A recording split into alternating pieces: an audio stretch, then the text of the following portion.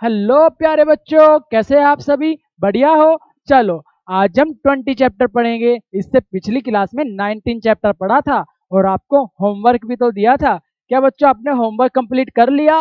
Very good. चलिए 20 chapter पढ़ते हैं, जिसका नाम क्या है प्यारे बच्चों? इस चैप्टर का नाम है आगे बढ़ता है। ये एक प्यारी सी कविता है। इस कविता को पहले पढ़ेंगे, उसके बाद समझेंगे, और उसके बाद क्या करते हैं हम लोग? अभ्यास करते हैं। Very good. चलिए कविता को पढ़ते हैं और समझते हैं। बच्चों, पहले पैराग्राफ में क्या लिखा है? जो चिढ़ता है वो लड़ता है, आगे कभी नहीं बढ़ता है। पग पग पर है अड़चन आती, हरदम पीछे हटता है। इसका क्या मतलब है बच्चों? इसमें बताया है, जो बच्चा चिढ़ता है ना किसी दूसरे बच्चे को देख के, हाँ, वो क्या होता है? वो जो लड़ता है और वो कभी आगे नहीं बढ़ता। पग पग पर अड़चन आती, मतलब उसको हर कदम पर उसको क्या आती है? दिक्कतें आती है। और वो क्या होता है? वो हरदम पीछे हट जाता है। कभी बच्चों वो आगे नहीं बढ़ता। जो एक दूसरे से चिढ़ता है, एक दूसरे के साथ लड़ता है, वो बच्चा अच्छा बच्चा नहीं होता। आप तो नहीं झगड़ते ना किसी के साथ, आप तो नहीं चिढ़ते ना किसी से। वेरी गुड, क्योंकि आप बहुत प्यारे बच्चे हो। चलो दूसरा पैराग्राफ पढ़ते हैं। बच्चों, इसमें क्या लिखा है? जो सबसे हिलमिल रहता है, प्रगति की सीढ़ी चढ़ता है, उसको कोई रोक न पाता, नित्य नया ही वह रचता है। क्या लिखा है इसमें? इसमें कह रहा है, जो सबसे हिलमिल रहता, जो सबके साथ प्यार से बात करता है, जो सबके साथ खेलता है, वो कैसा बच्चा होता है? वो प्रगति, वो सक्सेसफुल होता है, वो सक्सेसफुल की सीढ़ियां चढ़ता है। उसको कोई रोक नहीं पाता, उसका कोई कुछ नहीं बिगाड़ पाता बच्चों। वो क्या करता है? अपनी सक्सेसफुल की क्या रचता है? वो नित्य रचता है। नित्य नया मतलब समझ रहे हो ना? वो सक्सेसफुल की एक कहानी रच देता है। Very good. अगला पढ़ते हैं। प्रेम प्यार से भेदभाव बिन रहकर जो हंसता रहता है, सहज रूप में बिना रुके हुए जीवन सफल सदा करता है। इसमें क्या बताया है बच्चों? वो कह रहा है, जो प्रेम भाव से बिना भेदभाव के जो एक दूसरे के साथ खेलता और कूदता है ना, रहता है, वो क्या करता है? जो बिना भेदभाव प्यार से एक एक दूसरे के साथ रहता है, वो सहज रूप में बिना रुके वह जीवन सफल सदा बनाता है। बिना मतलब बिना किसी दिक्कत के अपने जीवन को सफल बना लेता है। जो बच्चा कैसा होता है? बिना भेदभाव के और एक दूसरे से प्यार करते हुए साथ में रहता है, साथ में पढ़ाई करता है, साथ में खेलता है, सब काम साथ में करता है बिना भेदभाव के, वो ही बच्चा सफलता की सीढ़ी चढ़ता है। Very good. चलो, आपने कविता को समझ भी लिया और अच्छे से पढ़ भी लिया। इस कविता में बच्चों हमें बताया है, जो बच्चा कौन सक्सेसफुल होता है, कौन से बच्चे अच्छे होते हैं।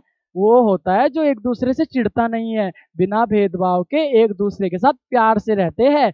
Very good. वही बच्चा क्या होता है? सफल होता है। चलिए अब इसका अभ्यास करते हैं। इस चैप्टर को हमने समझ लिया है। अभ्यास में कुछ प्रश्न दिए हैं, उसके आंसर देने हैं। कैसा व्यक्ति आगे नहीं बढ़ पाता बच्चों? हमने यहाँ पे पढ़ा है ना। कौन बच्चा आगे नहीं बढ़ पाता? बोलो बोलो। जो चिढ़ता है और जो लड़ता है, जो चिढ़ता है जो लड़ता है, वो बच्चा कभी आगे नहीं बढ़ पाता। वही इसका आंसर ही लिखना है हमें। जो चिढ़ता है जो लड़ता है, आगे कभी नहीं बढ़ता है। उसका जवाब हमें इसमें लिखना है। स्वभाव में किन गुणों को अपनाने से प्रगति करना आसान हो जाता है? बताओ बच्चों, अपने स्वभाव में कौन सा स्वभाव ऐसा है जो प्रगति मतलब सक्सेसफुल में आगे बढ़ाता है? चलिए, ये वाला आंसर हम इसमें लिख देंगे। जो सबसे हिल मिल रहता है, जो सबके साथ रहता है, सब में घुल मिल कर रहता है, जो बच्चा जैसा है उसके साथ वैसे अच्छे से रहता है, वो क्या करता है? प्रगति की सीढ़ियां चढ़ता है, सक्सेसफुल की सीढ़ी चढ़ता है। वेरी गुड, आप तो बहुत अच्छे से कर रहे हो। सफलता प्राप्त करने के लिए क्या जरूरी है बच्चों? बोलो बोलो। सहज रूप। सहज रूप में बिना रुके हुए क्या करता है? जीवन सफल सदा करता है। ये वाला आंसर हम इसमें कर देंगे। चलो बच्चों, एक से एक से अर्थ वाले शब्द से जोड़िए, जैसे कि रोज। रोज एक जैसे मतलब, जो जैसे कि पग है, पग मतलब क्या होता है? कदम होता है। पग पग, कदम कदम आगे बढ़ाता है। तो पग का हम किससे मिलाएंगे? कदम से। रोज, रोज बताओ बच्चों, रोज का मतलब होता है प्रगति, अड़चन का मतलब कठिनाई, और तरक्की का मतलब, बोलो बोलो, तरक्की का मतलब प्रगति। बच्चों आप बोलोगे रोज का मतलब बताया आपने तो प्रगति, हाँ वो गलत है बच्चों। रोज का मतलब होता है नित्य, मतलब डेली। तो हमें रोज के सामने नित्य को करना है। अड़चन क्या होती है? कठिनाइयाँ होती है ना, तो अड़चन के सामने हमें कठिनाइयाँ का मेल मिलाना है, मतलब इसके सामने हमें कठिनाई लिखना है। और तरक्की, तरक्की का मतलब होता है प्रगति, आपकी तरक्की सक्सेसफुल। तो हमें क्या करना है? तरक्की के सामने प्रगति करना है।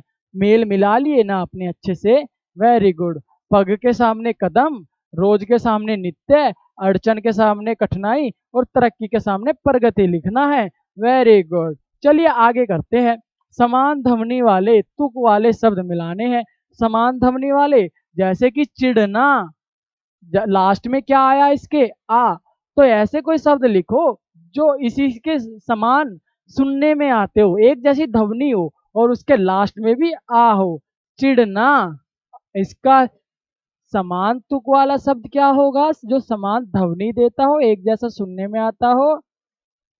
चिढ़ना, बोलो। चिढ़ना का हम लिखेंगे यहाँ पे, चिढ़ना का हम लिख सकते हैं बच्चों भिड़ना। जो बच्चा चिढ़ता है वो लड़ता भी है ना किसी उससे, और लड़ने को हम क्या कहते हैं? दूसरा शब्द हम यहाँ पे लड़ना भी लिख सकते हैं, और एक होता है भिड़ना, भिड़ जाते हैं एक दूसरे से। तो बच्चों चिढ़ना और भिड़ना या फिर लड़ना, ये दोनों में से कोई भी एक लिख सकते हो, सही हो जाएगा। वैसे पता, पता मतलब पाता, ये है पाता। यहाँ पे क्या लिखा है? पाता। अब हमें समान ध्वनि वाला दूसरा लिखना है। हम यहाँ पे क्या लिखेंगे? पाता आता। ये समान ध्वनि वाले हैं, एक जैसी ध्वनि दे रहे हैं दोनों, एक जैसे सुनने में लगता है। पाता आता। Very good. चलिए आगे के दो लिखे हैं, होमवर्क में आपको ये जरूर करना है। ऐसे लिखना है जो समान सुनने में तो समान लगे, लेकिन शब्द अलग हो। Very good. चलो आगे करते हैं बच्चों। अड़चन, भेदभाव, सफल और नित्य, ये कुछ शब्द है। इन शब्दों के प्रयोग से एक वाक्य बना देना है। अड़चन, मुझे अपने कार्यों में अड़चने महसूस हो रही है, ये भी लिख सकते हो। ये एक वाक्य बना दिया मैंने, किससे? इस शब्द से। जो बच्चा लड़ता है और भेदभाव करता है, उसके काम में हर दम क्या होती है? अड़चन आती है।